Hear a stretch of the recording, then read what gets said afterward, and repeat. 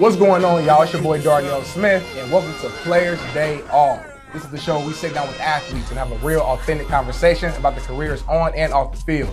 Right now, I'm sitting with my guys, Pierre Garcon, Amani Oruwariye, and Jason Cabinda, man. I get that right? Yeah, you got that right. Come on now, I've been practicing all week. How y'all doing though, man? Good, man. Doing well, happy to be here. That's good, man. Before we even get into the real discussion, first of all, we in Miami right now, and we on a boat. But not just any boat, we on Pierre Garcon's boat. Please tell us young guys, how can we tap into getting some boats for ourselves?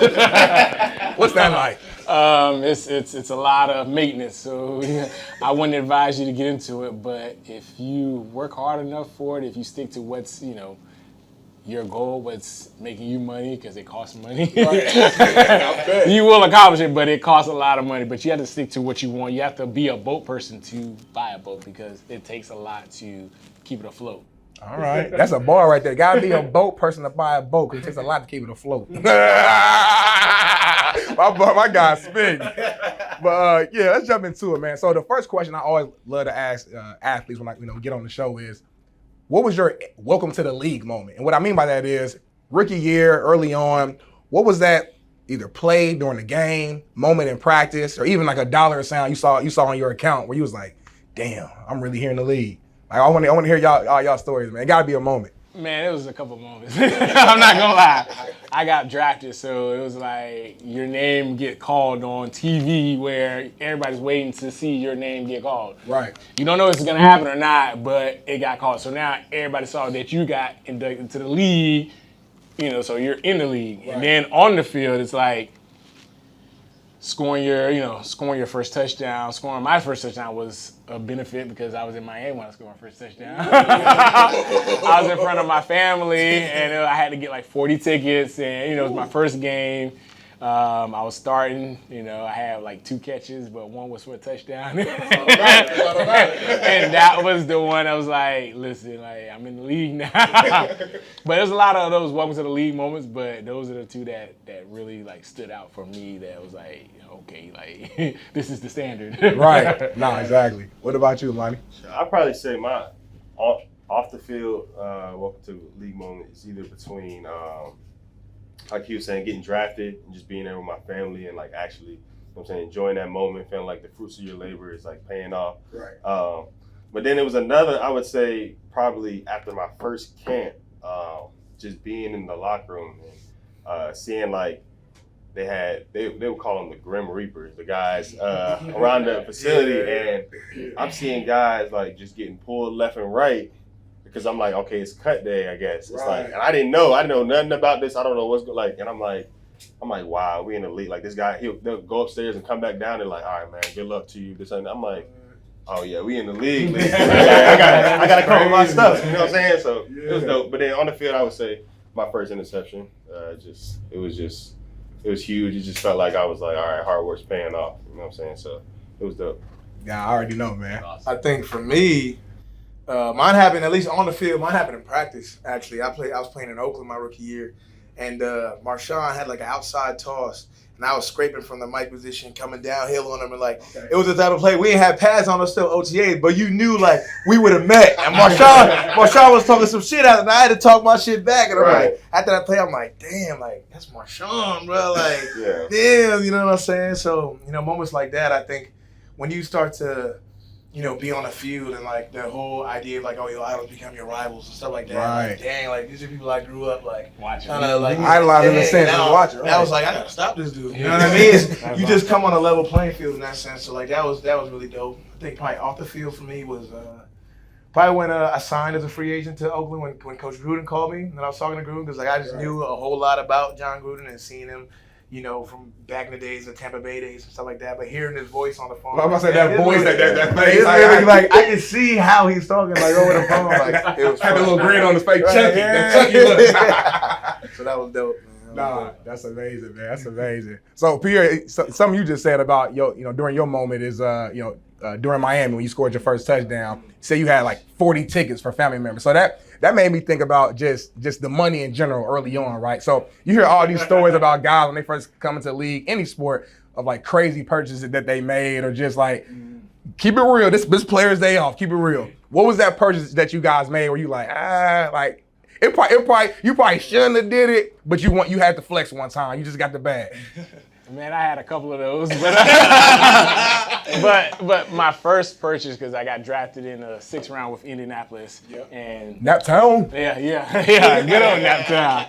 I bought a brand new car because I never had a car. I went through high school, college without a car, and I bought a car. I would never buy a brand new car again, but I needed a car to go to work. So, right. But I wanted to buy something that was 4-wheel drive. I had to learn about that. Moving to Naptown, I was like, listen, it snows. Yeah, I was like, you got to be safe. You need something that's reliable. So I was like, all right, give me what's best for. I don't want a truck yet because it's just me moving by myself. So it's like, give me a car that will work through the snow. Right. It was a brand new car. I was like, my first car, I might as well get a brand new one. I didn't know much about buying cars, but I was like, all right, I bought it. All right. But I had payments on it, but it was, it was my first splurge. What car did you get? A Cadillac CTS, and I actually still have it, actually. I drove it today. I got it 11, 12 years later, my first car. So that was. But I like the stuff that I buy. I use it. Like, I'm going to see it through. Right. The stuff that I buy, I spend a lot of money on because it costs, but you work for it. But like you said, you're still using it right now, so it ended up being a smart investment though. But for the young guys watching this though, so why did you say you would never buy a new car again? Never buy a new car because it loses value ASAP. Like, you can get a car with 20,000 miles and still be just as good as a car with 800 miles because they're not going to give you a car with 0 miles on it because somebody got to drive it. So you never really get a 0 mile. You get, 100, 200, but 20,000, 100 miles, there's no real difference. Right. But the cost goes down. Right. Tremendous. As soon as you go off that line, it goes down. Goes down. What about y'all, man? What was that purchase you made, I'd probably say, I think the first purchase I made was like a chain, like it was a little rope chain, and it said 813 because I'm from Tampa, and that's like area code, whatever. Okay. It's just something that I was just like, I don't know, I just.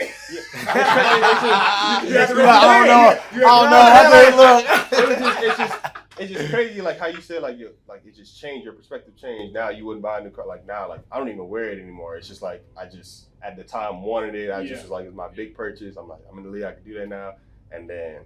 But I don't even wear it like that anymore. So it's like, I mean, if you don't want it, I ain't from Tampa. I visited. Right. I can be from Tampa for the night. Right. I can flex. Mine's similar to Pierre. I got a brand new car.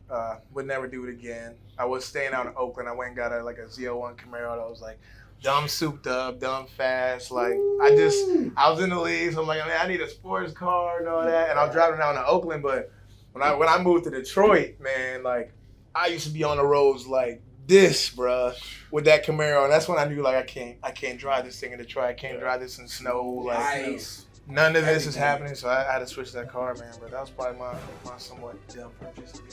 Nah, man. I feel like all athletes go through it, man. A lot of guys, you don't come from much too a lot of times. So it's like when you finally get that money, it's like, yeah, you kind of want to flex a little bit, because you ain't never had none. So I mean, I definitely get it. So.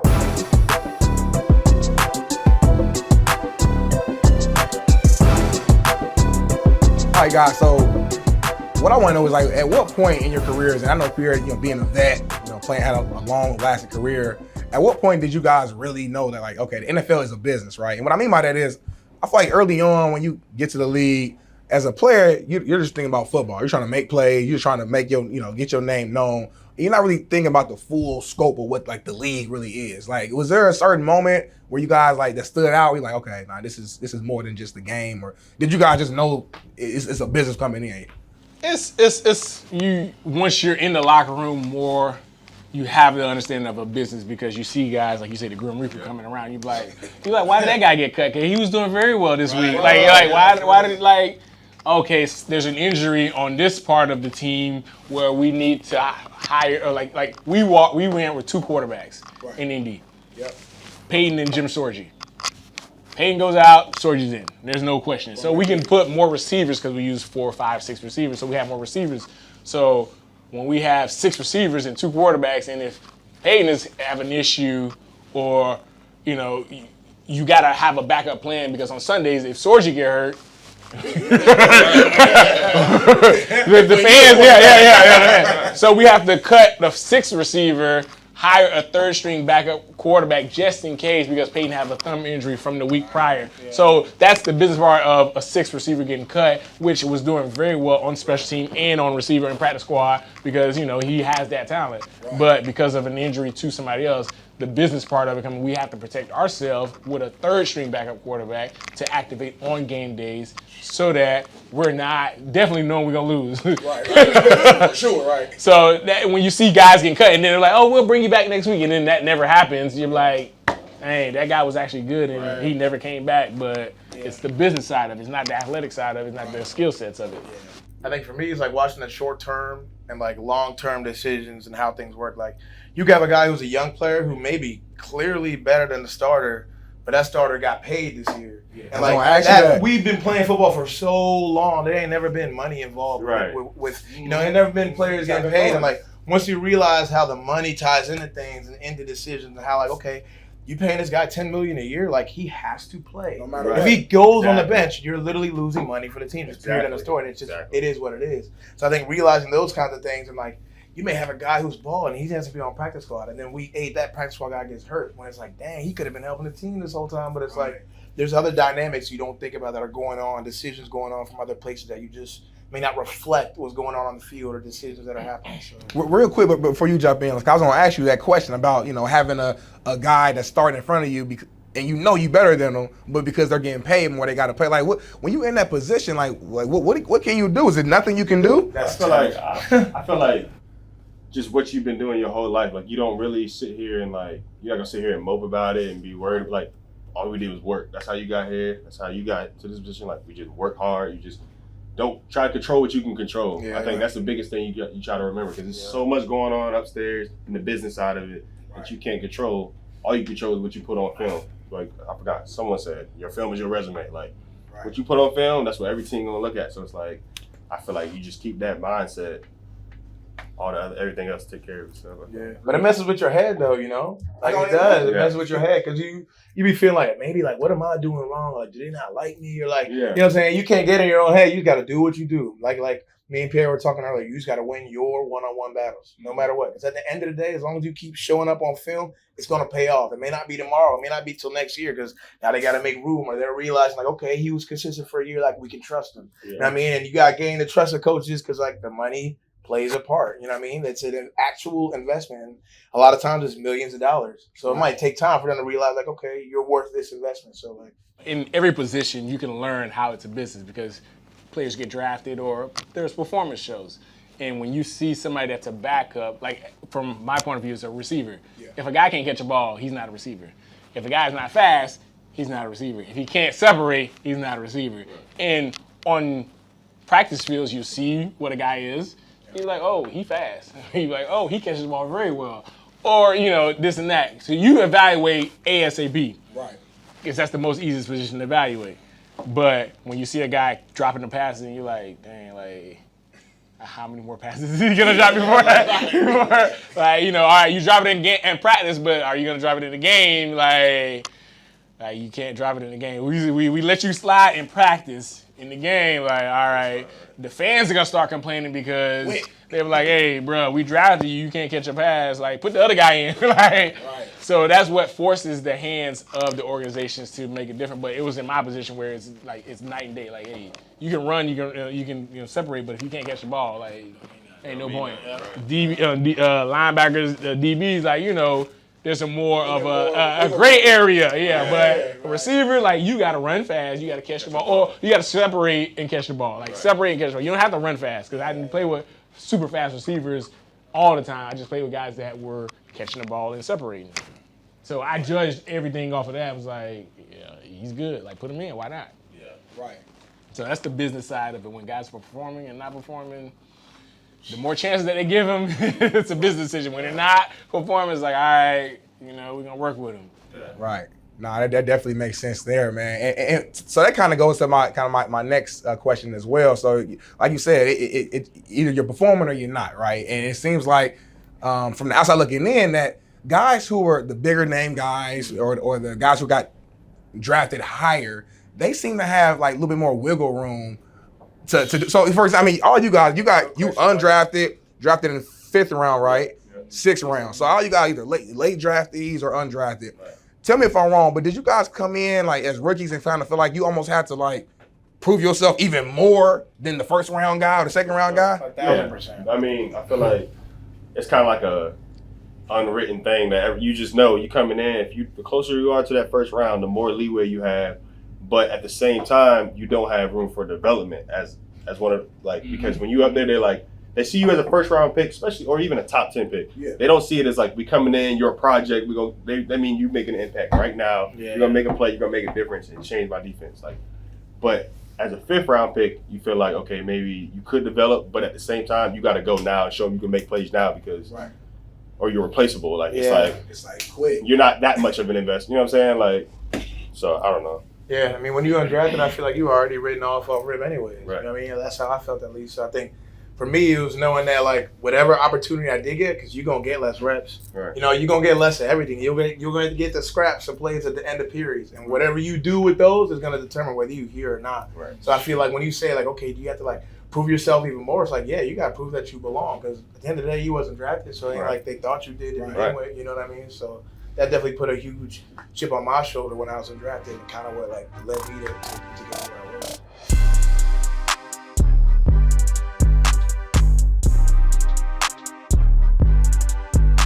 We're talking about business, we're talking about money and the finances and everything like that. I want to ask you guys, so tell me, how did you define wealth when you first got into the league, right? You know what I mean? Knowing your different backgrounds and, you know, everyone has different unique stories, right?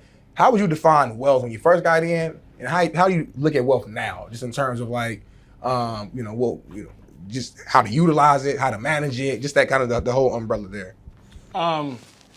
Luckily, I grew up in business already. My parents, international, Caribbean, our culture is to sell something, or sell or work. You're either doing something for money or you're selling to make money. Right. So I grew up in that, knowing business is the activity of life. You have to make money somehow, some way. Right. So wealth was always hey, covering your expenses.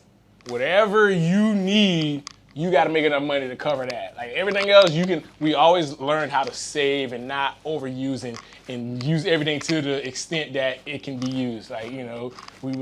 We had paper plates, we use paper plates. We use paper cups. We buy cups from McDonald's with our drink for the $1 and keep it in the dishwasher for some reason. We're using everything to the maximum extent. So wealth was hey, just save enough so that you can be comfortable. It wasn't the amount of money it was. It was just hey, I can pay my bills.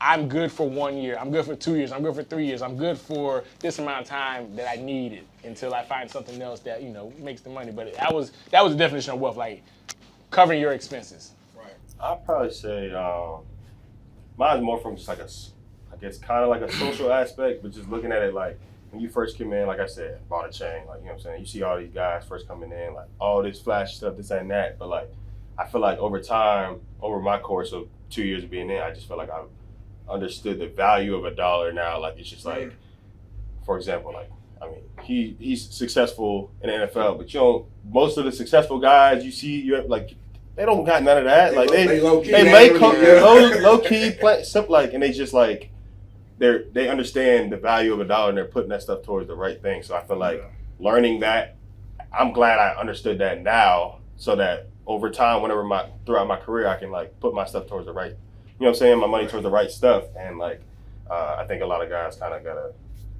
grasp that concept. Do you, and not to cut you off, do you feel like social media, and more so for us as millennials, you know what I'm saying, you got a little bit Pierre too on the back end, but you the OG at the table. So, but do you feel like social media plays a role in some of the purchases and actions we make as young guys, even buying the chains a little bit, wanting to post that picture? Without a question.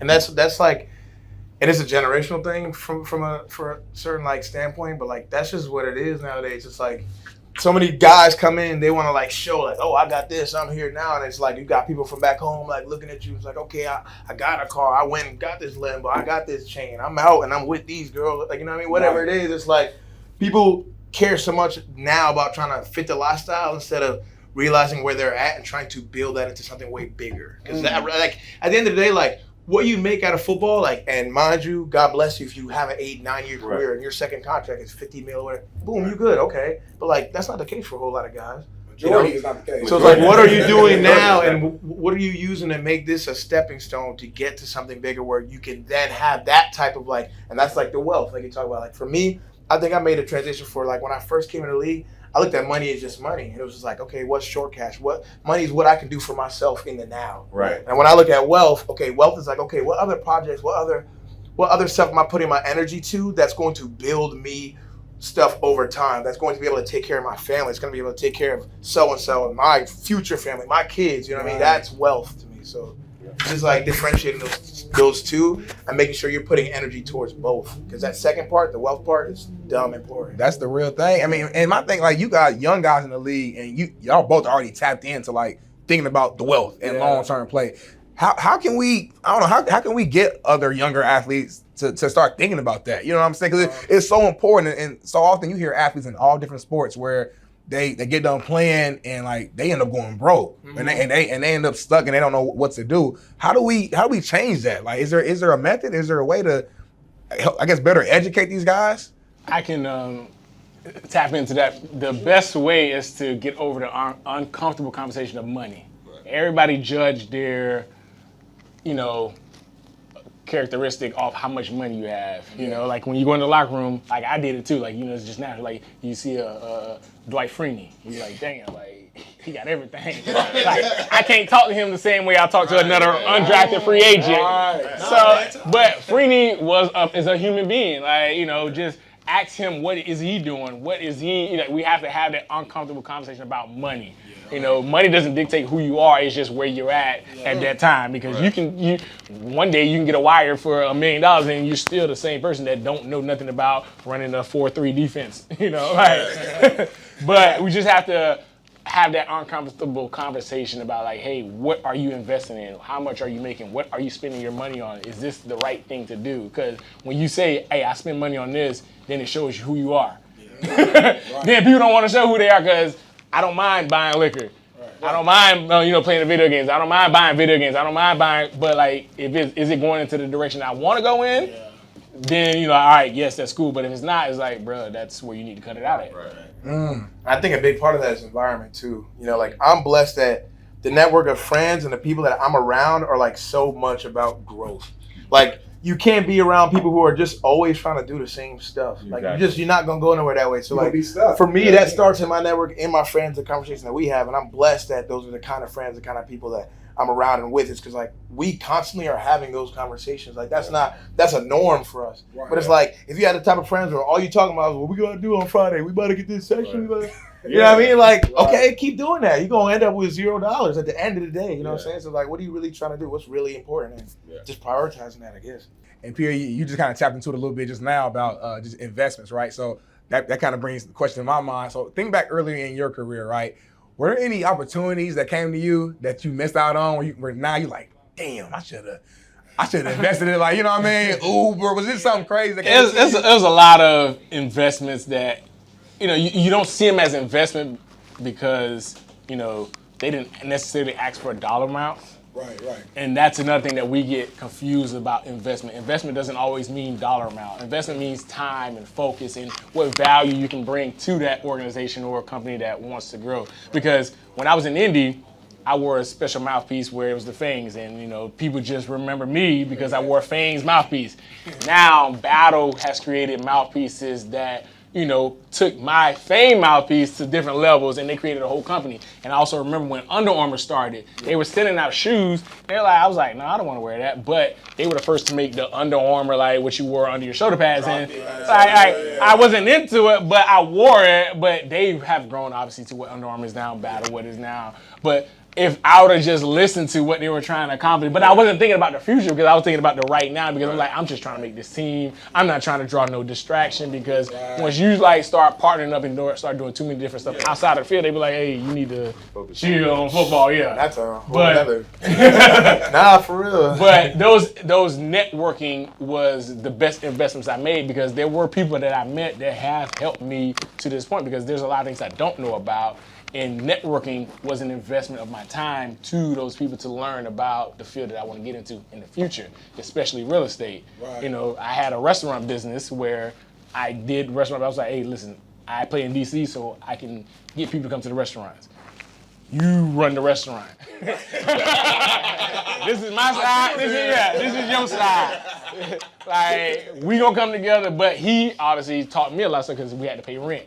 Because, you know, we was renting our spite. And then I was like, we gotta pay rent. Like, we not selling no pizza. Right. Where is this money coming from? Right. And that taught me how to do commercial real estate and residential real estate because businesses have to still pay. They businesses are more likely to pay than residential because residential have a lot more protection from the laws and all that stuff. But businesses, they're making money monthly, so they want to pay their bills so that they can keep making money. So investing my time into different networking of people and following up and just being professional, that definitely helps, for the future after football. You don't want to necessarily invest money because when you put money into it, you trying to figure out the day-to-day what's going on. Like, why we ain't sell this much? Why we ain't sell this amount? Like, And now you might not be performing on the field because you so because you focused thinking on about that. that you're not putting in the Hold time on, of coach, watching hold film on. or your body to work. So like you on a phone call instead of making the workouts. 6 a.m. workouts, 8 a.m. workouts is you got to be there and be ready to go. If you're on a phone call before a workout and you upset that the sales ain't reaching the numbers that you like, damn, you can't even work out. How you supposed to work for Sunday? So invest your time into different categories, and that's one of the biggest investments instead of money, dollar figure, is the time to learn and be like, all right, because you're gonna keep growing and keep asking yourself questions why or how I can make more money from this. Got you. Networking is key, man, for It sure. is. Nah, man. What about y'all, man? What's your thoughts on that? I mean, you said something, obviously, it's a little bit off topic, but Come you on, said tap something into that it. really hit, me, and it's just the thought of knowing that, hey, you can't put too much energy into too many things off the field because, there is a certain pressure in the building where, people up in the front office going to look at you like, all right, is this guy focused on football? Does he really want to do this? Is this what his focus is? You know what I mean? And, there's a certain pressure, and I think that pressure can depend on where you are in your career. When you're young and it's early, you got to show, you are locked into this, and this is what you want to do, period, end of story.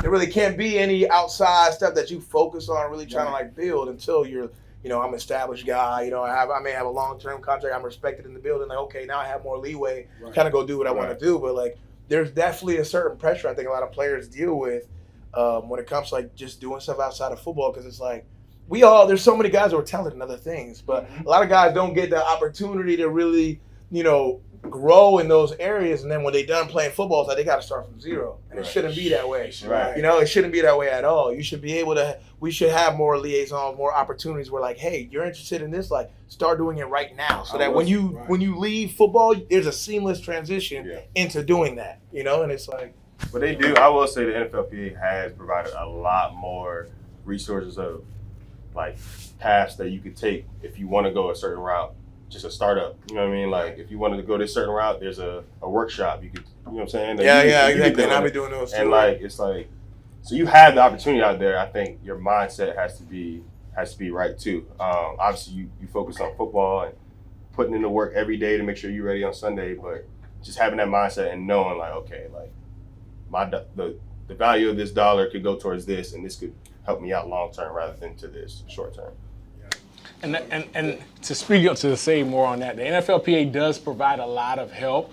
We just have to open up to the help that they're giving. I got lucky. I was in DC and the NFLPA office was there, and I was in there all the time because they network with businesses outside of the NFL. And they're the people that reach the NFLPA has covered a certain standard of loyalty or genuine. So working with them taught me life outside of football, and they're always come in there hey, do your 401k, do this, match your 4. They tell you a lot of stuff, but we come in after practice where we're man, I just got beat deep or I just dropped the pass. You're not thinking about it because that's your present moment. But the NFLPA is a good source to get a lot of help, and we don't know that because we just don't feel confident asking them for help. Right. Yeah. Man, that's half the battle, man. Just asking for help, being humble, putting that pride aside, and actually going out there. You know what I'm saying? I need help Where do I find a masseuse? Where do I find a realtor? Like, we get thrown into a new city and don't know nobody. You left Oakland with Detroit. Nobody told you that. Your Camaro, and people don't even understand those aspects about football, bro. Like, I had to pack up my crib the day of. I think I got cut at like maybe 10:30 in the morning. Talk about that, yeah. Like probably 20 minutes later and offered me a contract. And I'm thinking like, okay, I know I'm probably gonna have to leave like either today or tomorrow type. But I'm thinking I got maybe a little bit of time. You know what I'm saying? Like if I leave today, they probably not gonna put me on a flight to maybe like 6, 7. Like I got some hours. I got the email at like 11:30. My flight said 1:25. I sped back home, grabbed my 2 suitcases, throw it on the bed. I'm like, I had a dog. Like I had to leave my dog behind. Calling like, me. I called me. Bro, like I was so lucky. I had a teammate that played on the team that lived in the same complex as me. Right. So I was able to leave my dog with him. But like, if not, like I don't even know what I would have done. You know what I mean? I literally packed my 2 suitcases, left everything else. My agent had to take care of the rest in terms of grab myself, and I was just out. I never saw the house again. It's wicked. Like your life can change like that. Because I'm glad you brought it. I was gonna ask you about just that process. Because like I said, I didn't play in the league, so like I mean, you watch Hard Knocks and you kind of get a little eye in of it. But like walking in that day, did you have any idea that you was gonna get cut? Nah, I was confident that I was gonna make. Could you play with 10 games your rookie year? Yeah, and like Hard Knocks was like they was hyping me up in the story. You know what I mean? Like they always pick their 1 or 2 guys. So, like that year, I was kind of like, okay, they got a show, whatever. And then like even they were surprised I got cut, but. I mean, that's God. That's what happens. I was a plan, and look what I am. For real. But it worked out. Yeah, it did. You know what I'm saying?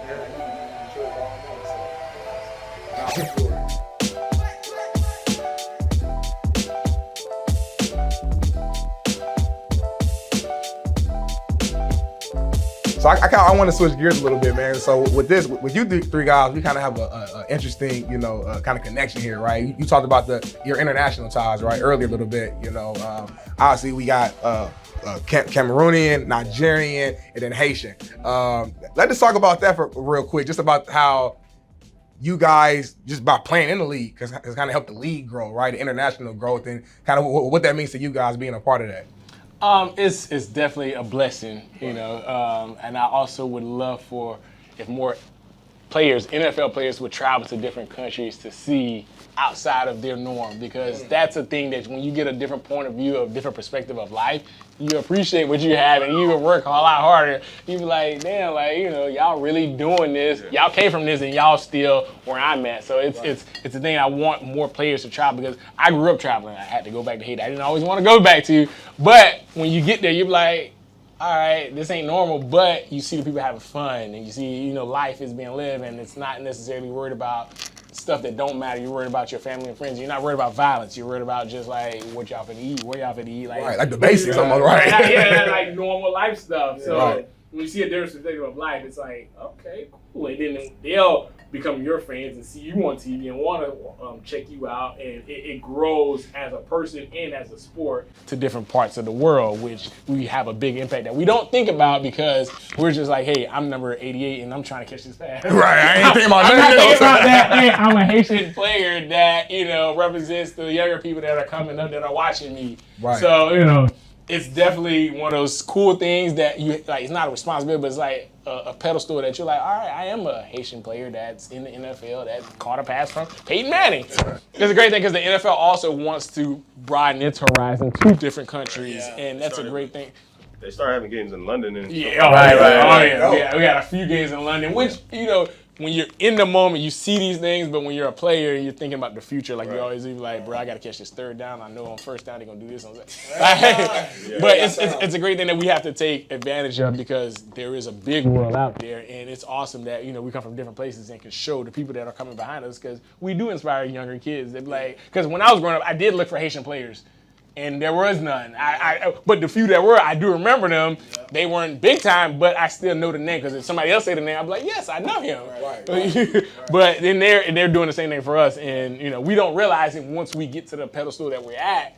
But it's because we're in the moment of solving now. But it's definitely a thing that we gotta. It's such a small gesture too. Like for us, like just like you said, just getting to those other countries and just being there. Like it's so small. It doesn't take much effort from us, but it means the world to them. Yeah. You know what I mean? It's like just spending that little time and And actually going back. Going back and like taking a giving picture back. with them, you never know how much that can really like almost change their life. Especially All right, exactly. Literally now. Especially nowadays. It's huge, but I think like you were saying, like the culture of just having that diversity in the NFL is huge. We had 3 Nigerians on our team. I mean, That's awesome.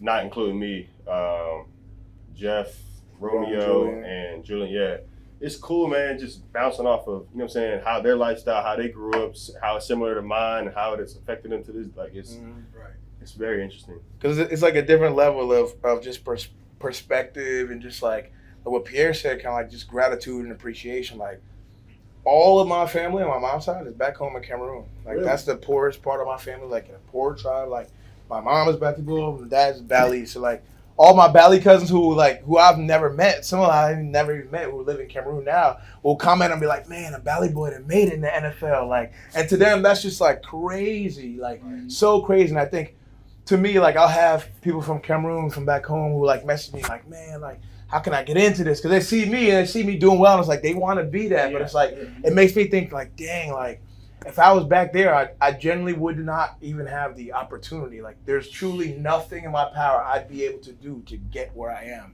And when you think about those things, it makes you really, really appreciate where you're at and allows you to be able to have that gratitude, that appreciation every single day. Because it's like I truly know where I could be right now. That's in a hut, like in a village, like really grind and really living a whole different type of life, So now it makes you think, like you said, because often like we go day by day, and you just think about the battles you go in your personal life, and you got days where you're upset at practice, I'm sure, or had a bad game, but then you really sit back, like, man, it ain't that bad. Like I'm playing football, I'm making good money, like. Come on, I can't be that, man. It could be a lot worse. So, for sure.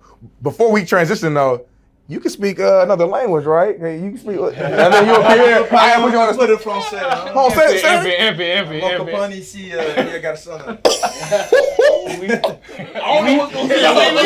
don't know what's going on. Nous allons aller à Pierre, à Paris. Moi et toi. Tu veux aller avec moi ou pas? À tout à l'heure. I like In a it. moment, I'm gonna be there with you. We going international. Players Day off international. Duolingo now. Listen, I'm on all the apps. I'm on all the. Hey, I'm about to download the apps, man. I need to learn me something, man. And that helps with learning in general. When you try to learn a new language, when you try to learn a new playbook, when you try to learn something, like knowing a different language helps you learn faster because you're doing something outside of your comfortability. Just like learning in school, you're like, all right, I just have to concentrate on when I need to use this and what I need to hear. And when you do that, and when you master that, you can speak a different language. You can play different positions. You can play on the field without thinking. It's just the concentration and the accepting to learn. is a great skill. How to speak French.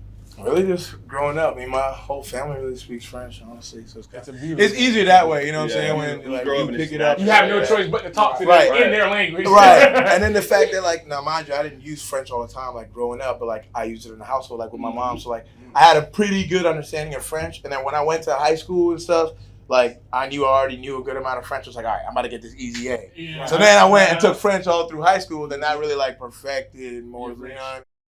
I grew up speaking Creole in the household, and then we speak English outside of the household because my whole family was born in Haiti. I was the youngest of 3 girls and a mom, and in the house, the church was Creole, which was cool for me, but I was forced to communicate.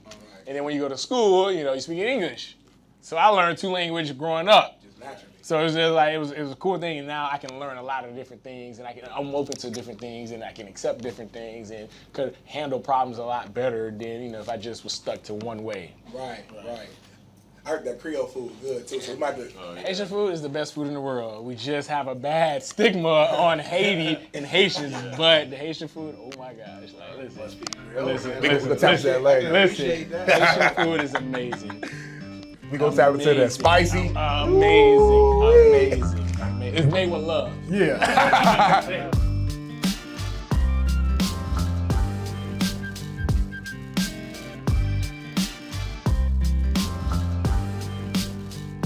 For YouTube, teammates at Penn State, right? I looked you up. Strong careers. I think you were top 10 all time in tackles, all conference, both of you guys. And then still was kind of overlooked, right? Going into the league. Yeah. Why was that? Like from your perspective, why do you think Amani? Why was Jason? You went to a big school, Penn State, historical school, great careers. What happened? Like why do you think you guys were overlooked going to the league? I mean, it's tough. I mean, for me, I had a more obvious reason just because like I tore my quad going into the combine and I couldn't run, and I know that was one of the biggest questions that they wanted to be answered, and I couldn't. So I think a lot of times I look at that as like, okay, that's a red flag. He don't want to run, but it's just like I couldn't. You know what I mean? But I knew I could ball. I knew like all I needed was an opportunity. I knew I would ball as soon as Watch the tape. Yeah, nah, for real. So for me, that's kind of what it was. Yeah. I don't know. I mean, like you said, we went to Penn State. We played great competition and stuff, but I just feel like for a while and still people just so caught up with this notion of just like certain conference like the SEC or just like this, that, and that. It's just like there's good players in every conference. Like Penn State isn't traditionally putting corners out like that. Like they used to traditionally just run cover 3, just like, you know what I'm saying? Like, right. So it's like, the Big Ten. Yeah, the Big Ten. Like, But Big Ten got a lot of cats though. Like, I mean, you playing against some great players. So I don't know. I mean, It's weird, it's a man. question probably for them. I Yeah. don't know. But I I feel like we're all in the right place where we're supposed to be. Nah, for sure. And I'm just saying, you see all the different success. Even Pierre, you went to your route was different. I mean, you went with Mount Union. I went to another school, Norwich University, and then Mount Union, and then to the league. But it was, like you say, everybody's hurdle is different. Yours was like, hey, you don't want to perform at the combine? All right. I was like, listen, the combine is my interview. Like, this is, like, they saw the tape. They like, all right, cool. Like, now what you finna do against other D1 athletes? Because that's what's going to separate you. And luckily, not luckily, but I worked hard for it. I knew I was good. I knew I was fast. I ran the good 40 time. We all know that's the most. What you run? Remind me. It was a 4.41, 4.48, but like, but it was the top 10. When they put the top 10, they were like, "Now you everybody's hurdle is different. My hurdle was like, how would you perform against these other guys at the combine? I did all the events. I was like, I got to do everything because I D3. I knew what I was up against. I was like, you ain't played against nobody, so you got to prove that you belong here. So I was like, top 10 in the bench press, top 10 in all the events that was at the combine, and that helped me get a 6th round call. Right. Imagine, but if I was at D1, I wouldn't even I was like, hey man, I ain't running. Like y'all know what I can do. But I knew my hurdle and I overcame it. Luckily I didn't get hurt because there was guys at the combine that get hurt.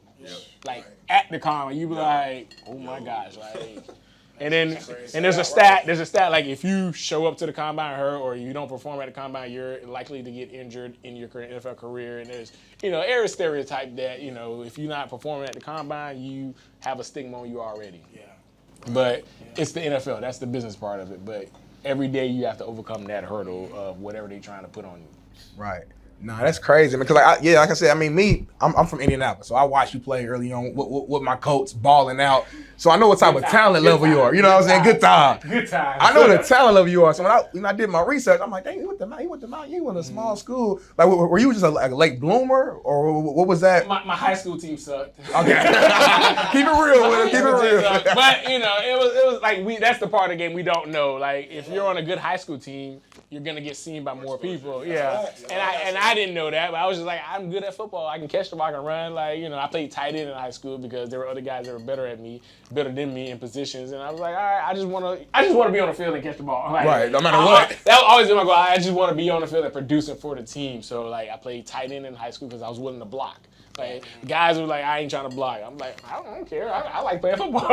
So I do whatever. I played quarterback. I played everywhere. So I was just happy to be out there. And then we didn't get recruited because we sucked. I went to whatever team that wanted me, Norwich University. They was like, hey, we want to bring you up. I was like, y'all like me? All right, cool. I got no excuses that wanted me. I got no excuses. Then I was like, all right, cool. This is good. I did well. I was like, this is good. And I think I can be something. So I'm going to go to a better winning team because like there were teams that we would just lose against in the last minute. And they look at us, our schedule, like, oh man, y'all owe and such and such. I'm like, all right, I'm gonna go to a better team because I'm the only one balling, so like, it ain't me. it ain't me. So I'm like, I'm gonna go to the best school that, at D3, because if I had to go up, I had to lose a year. I was like, I ain't trying to lose a year. So I'm like, listen, I'm gonna go to Miami because they winning without me, so I'm gonna just add to it. And when the scouts come, I just gotta perform. When we on TV, I gotta perform. Like, that was it. And it all just fell in line for me. And I did well at the combine. Then I stayed in training camp and I followed Reggie, Marvin, those guys. I was like, all right, this is what y'all doing? All right, cool. I'm gonna add my little sauce. I'm gonna do it. I'm gonna add my little sauce to it, but that was it. So that's how I got to there, but everybody's route is different, but you got to know what you're up against. It makes sense. I feel like football sometimes is just like, it's like who can withstand the BS for the longest? You know what I mean? How long can you continually work as hard as you can, like, and sustain it? You know what I mean? I feel like that's really what will determine your career, because like you're gonna have all kinds of different situations. You may have a coach that don't like you. You may have a system that don't fit you. Then you have to go somewhere else. But like, as long as what you do and you stay consistent and constant and what you know is going to bring you your success or what's getting you better, 1% better every single day, then eventually it will fall in line. But That's real rap, right? some people give up before you get there. You just can't. You got to find a way. So we gonna wrap it up, man. But I love ending on something fun. So I created a little scenario. I'm gonna leave you out this one. I got the receiver. I got the DB. All right. So look, hear me out. It's fourth quarter right now. I'm talking to both of y'all. It's 25 seconds left. Your team, you on the coach right now. You in your prime, Pierre. You feeling good, muscles loose. We need a score. 1-on-1 against my young guy, Amani. We need to score. If you score, we win. If you don't score, we lose. What's gonna happen? We gonna score. It don't matter what route. It don't matter the route as long as the route is inside of the end zone. That's my job. You gonna let us score? Well, that's my job. My job is to beat 1-on-1. My job is not to beat the whole team. It's like, hey, this guy's guard. Me and the quarterback against this guy. He don't know what play, but he knows I'm finna go to the end zone. He don't know if I'm going inside or outside, or if I'm going straight. The crazy thing about the scenario is he said we should 25 seconds. Yeah. That's when I show up. That's a great thing. But that's a great thing. That's a great thing for him. He has to show up because he's not in control. He has to follow me. Me and the quarterback are on the same page. Like, quarterback, throw the fade. I'm finna run outside, bait him inside, and then lean back outside. And you gonna throw the ball to the back pylon. I'm gonna be there. He don't know where to hit him because he don't know if I'm running a post, a slant, or a fade. So I'm gonna get off the gym, go to the outside. You gotta get off the gym, though. Ooh! And that's the number one thing in man-to-man coverage. You know you gotta get off the gym. Which I can fix that problem because I can, boom, boom, I ain't weak. So I put that in my arsenal. Listen, you want to know my team in Madden now. I'm not going at you, but I'm just saying, like, if you know it's man-to-man, like that's half the battle. Right. You and the quarterback on the same page, that's 75% of the battle. The rest is you got to catch the ball. Yeah. And that's what you do. Because if I give you a inside, outside, and then I stack you, then go outside, like, you're chasing me. You're not guarding me, you're chasing me because I have to go somewhere for you to follow me. Right.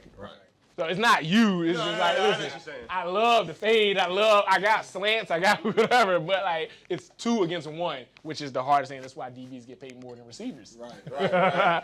And when you get a good DB, you're like, okay, he beating 2 guys instead of 1 guy.